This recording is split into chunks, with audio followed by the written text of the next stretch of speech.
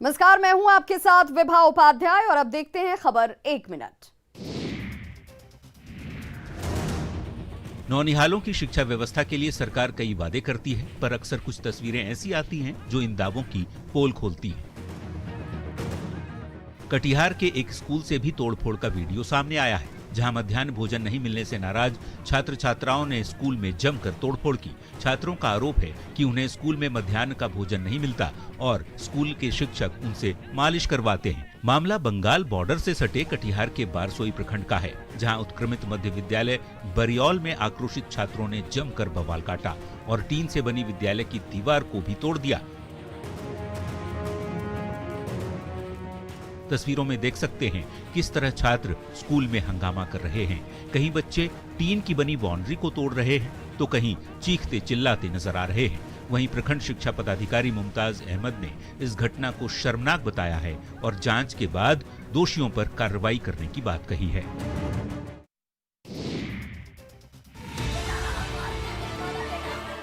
बारात में शुरू हुआ विवाद जल्द ही मातम में बदल गया और चारों तरफ चीख पुकार मच गई।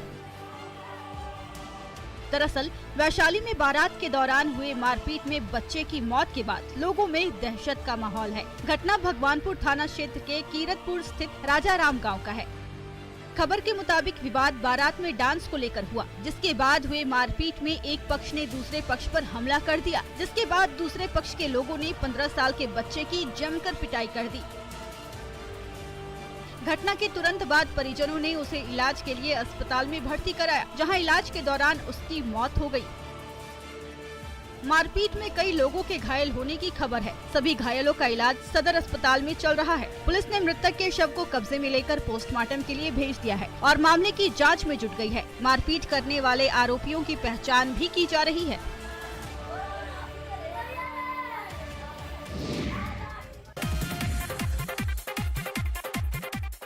बिहार में शादी समारोह और पार्टियों में तमंचा लहराने और फायरिंग करने के मामले आए दिन सामने आते हैं। तमंचाबाजों को पुलिस और कानून का कोई डर नहीं है। औरंगाबाद में तमाम प्रशासनिक कोशिशों के बावजूद शादी समारोह में हथियारों के प्रदर्शन और फायरिंग के मामले सामने आ रहे हैं। जिले में शादी समारोह के दौरान फायरिंग का वीडियो सोशल मीडिया में वायरल हो रहा है। वायरल हो रहा वीडियो ओबरा थाना क्षेत्र का है, जहां ऑर्केस्ट्रा में सिरफिरा युवक लगातार फायरिंग कर रहा है। तस्वीरों में साफ देखा जा सकता है कि ऑर्केस्ट्रा में नाच गाना चल रहा है। इसी बीच एक युवक तमंचा लिए हवाई फायरिंग कर रहा है और बड़ी ही मस्ती से डांस कर रहा है। वीडियो में फायरिंग कर रहे युवक की पहचान दिलीप चौधरी के रूप में हुई है, जो ओबरा का ही रहने वाला है। स्थानीय पुलिस ने फायरिंग कर रहे युवक के खिलाफ मामला दर्ज कर लिया है और उसकी तलाश में छापेमारी कर रही है।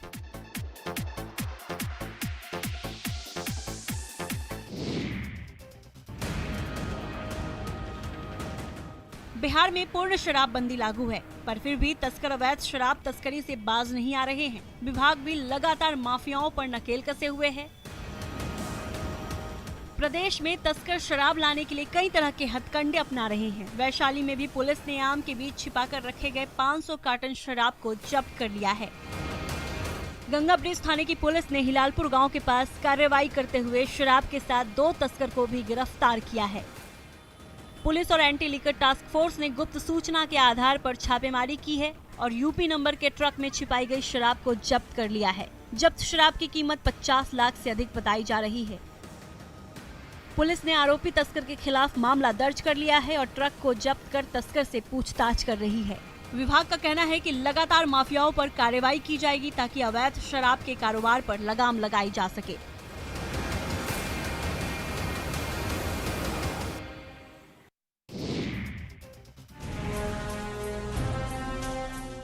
झारखंड में माफिया बेखौफ हो चले हैं। आए दिन पत्थरों के अवैध खनन की खबर सामने आती रहती है। माफियाओं को अब खनन विभाग का भी कोई डर नहीं है।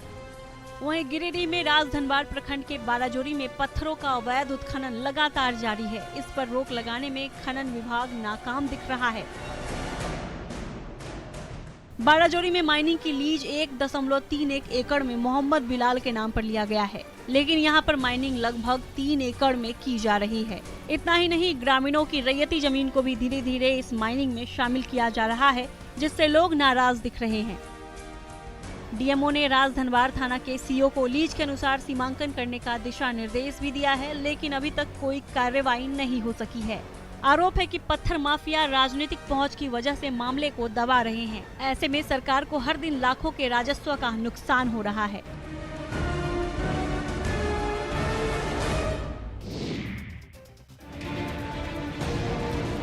गोपालगंज में रफ्तार का कहर देखने को मिला है। बरौली थाना क्षेत्र के सिवान सरफरा रोड पर एक ट्रक का स्टीयरिंग फेल हो गया, जिसके बाद ट्रक कार को टक्कर मारते हुए पेड़ से जा टकराया, जिसमें ड्राइवर ट्रक में फंस गया।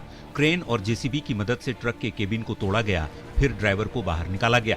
वहीं कार सवार सभी लोग बाल बाल बच गए। ट्रक ड्राइवर को किसी तरह तो बाहर निकाला गया, फिर उसे इलाज के लिए सदर अस्पताल के इमरजेंसी वार्ड में भर्ती कराया गया, जहां उसकी मौत हो गई। मृतक चालक की पहचान प्रमोद यादव के रूप में की गई, जो वाराणसी का बताया जाता है। तस्वीरों में देख सकते हैं, ट्रक पेड़ से दबा हुआ है और ट्रक के केबिन में ड्राइवर जख्मी होकर फंसा हुआ है। हादसे के बाद घायल ड्राइवर को बचाने के लिए स्थानीय लोगों की भीड़ जुट गई थी। पुलिस का कहना है कि ट्रक पर एजबेस्टर लदा हुआ था, जो सिवान से बरौली जा रहा था।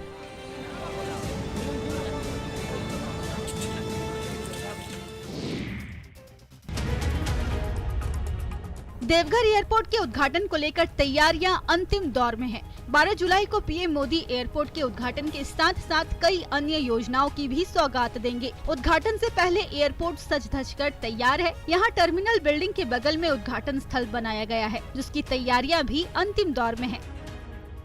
सुरक्षा अधिकारी लगातार एयरपोर्ट पहुंचकर उद्घाटन स्थल का जायजा ले रहे हैं। 12 जुलाई को पीएम सबसे पहले देवघर एयरपोर्ट पहुंचेंगे, जहां से वे एयरपोर्ट के साथ ही विभिन्न योजनाओं का उद्घाटन शिलान्यास करेंगे। इसे देखते हुए देवघर एयरपोर्ट पर पंडाल निर्माण का काम पूरा कर लिया गया है। वहीं एयरपोर्ट और देवघर कॉलेज के सभा स्थल का भी जायजा बीजेपी के नेता ले रहे हैं। साथ ही बीजेपी कार्यकर्ताओं के साथ ही आम लोगों में भी आयोजन को लेकर उत्साह दिख रहा है। बीजेपी के तमाम दिग्गज भी देवघर पहुँच चुके हैं। चारों तरफ उत्साह का माहौल है और प्रधानमंत्री के कार्यक्रम के लिए निमंत्रण पत्र बांटे जा रहे हैं।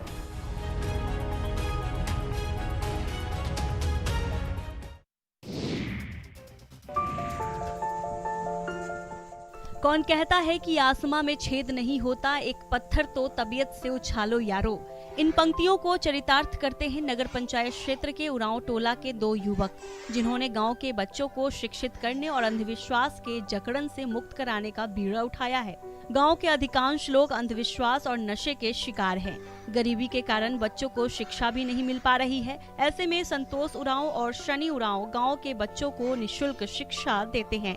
इन युवकों ने टोले में घूम घूम कर बच्चों को स्कूल के बाद शिक्षा देने के लिए घर बुलाया। हालांकि 1-2 दिन काफी कम बच्चे आए, लेकिन दोनों ने अपने हौसले टूटने नहीं दिए। आज आलम यह है कि 70 बच्चे पढ़ने आने लगे हैं। बच्चों की बढ़ती उपस्थिति के कारण इनका घर छोटा पड़ने लगा है। ये दोनों युवक खुद ही बीए के प्रथम वर्ष के छात्र हैं। यहाँ आने वाले बच्चों को कॉपी और पेन भी उपलब्ध कराया जाता है, ताकि इनकी पढ़ाई में कोई रुकावट नहीं आए।